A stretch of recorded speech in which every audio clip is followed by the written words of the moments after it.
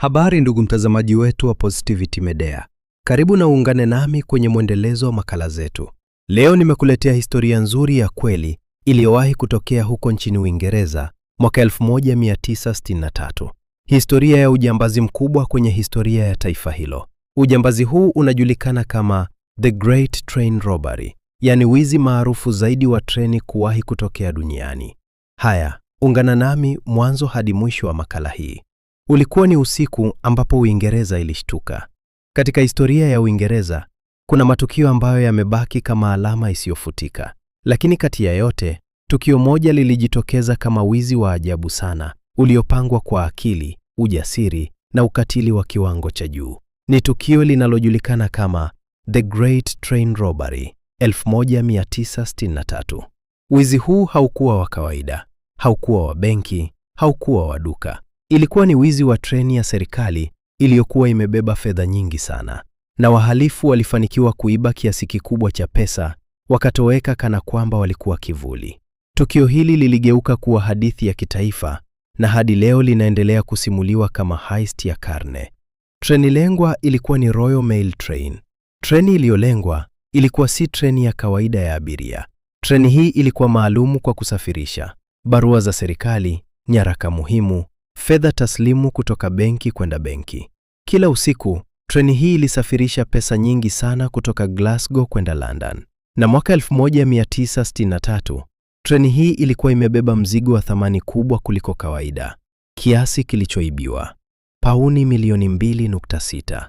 Wahalifu waliiba pauni milioni 2.6.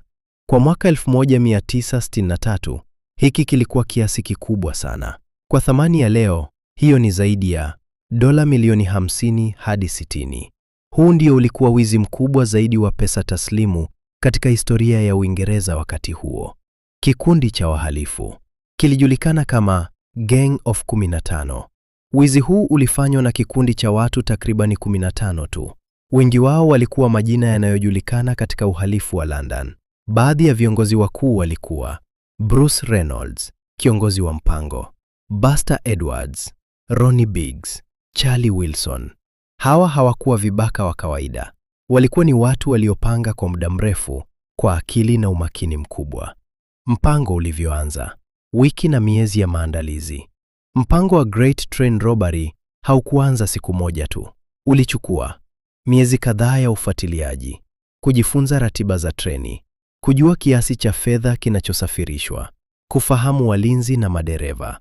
Wahalifu walijua kwamba treni ilisimama au kupunguza mwendo sehemu fulani za njia, na hapo ndipo walipoamua kushambulia. Usiku wa tukio hilo, tarehe 8 Agosti 1963, treni ilipokuwa ikisafiri gizani, wahalifu walifanya jambo la ajabu. Waliharibu mfumo wa signal za reli. Walibadilisha taa ya signal kuwa nyekundu. Hii ilimaanisha treni lazima isimame. Dereva wa treni hakushuku chochote. Akaanza kupunguza mwendo. Na hapo wahalifu walikuwa tayari. Treni ilisimama katika eneo la Buckinghamshire, sehemu ya vijijini kabisa. Ghafla, wanaume waliovalia mavazi ya giza walitokea. Walikuwa na vilabu, silaha chache, mpango wa haraka. Dereva wa treni alipigwa kichwani na kujeruhiwa vibaya. Wahalifu walichukua udhibiti wa treni. Baada ya kumtoa dereva, walihitaji kuendesha treni hadi sehemu salama kwa ajili yao. Walikuwa na dereva wao wa ndani, aliyekuwa mshirika, lakini alishindwa kuendesha treni kwa ufanisi. Hatimaye walimlazimisha dereva halisi, akiwa amejeruhiwa, kusaidia kuisogeza treni hadi mahali walipopanga. Wizi wa pesa. Dakika 15 tu, treni ilibeba fedha kwenye makasha maalumu ya posta.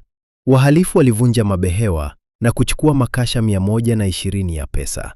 Cha kushangaza, operesheni yote ilichukua takribani dakika 15 hadi 20 tu.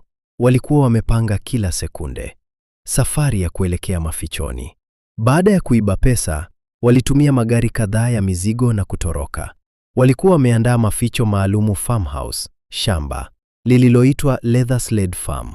Hapo walikusanyika kugawana pesa na kupanga hatua za kutoweka. Lakini hapa ndipo kosa kubwa lilitokea. Kosa lililowaponza. Ushahidi wa ajabu. Wakiwa mafichoni, wahalifu walifanya mambo ya kijinga. Walicheza Monopoly wakitumia pesa halisi. Walikula na kuacha vyombo. Waliondoka bila kusafisha alama zao.